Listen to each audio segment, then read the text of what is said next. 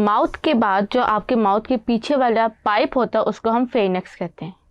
Pharynx is defined as the cavity behind the mouth. और pharynx की special बात यह है कि वो आपके रिस्पायरेटरी सिस्टम और डाइजेस्टिव सिस्टम दोनों को कनेक्ट कर रहा होता है।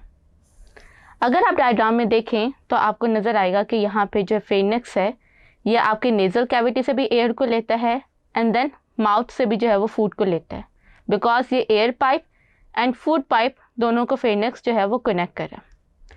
Pharynx is divided into 3 parts. नेजोफेरिंक्स,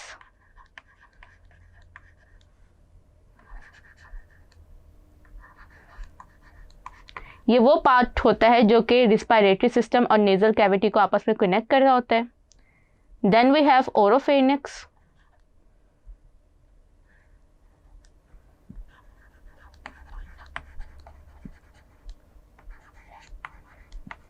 ऑनोफेरिंक्स आपकी माउथ को कनेक्ट कर रहा होता है फेरिंक्स के साथ। Then last we have the laryngopharynx, ये बेसिकली ये वाला रीजन होता है। Larynx opening into pharynx is known as लेरिंजोफेरिंक्स।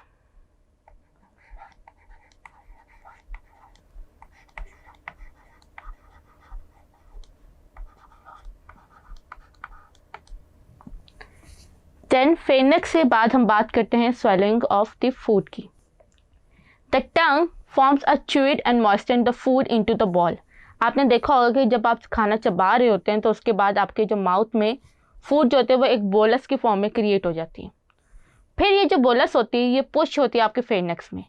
यहाँ पे आपने ये बात याद रखनी है कि जो आपका सॉफ्ट पैलेट होता है वो इसीलिए सॉफ्ट होता है कि वो पुश होकर ऊपर की तरफ जाता है ताकि जो बोलस यानी कि बॉल है वो इजीली फेरिंक्स के थ्रू आपके फूड पाइप में एंटर हो जाए। अब हम प्रोसेस ऑफ सॉलिंग स्टडी करते हैं वन बाय वन।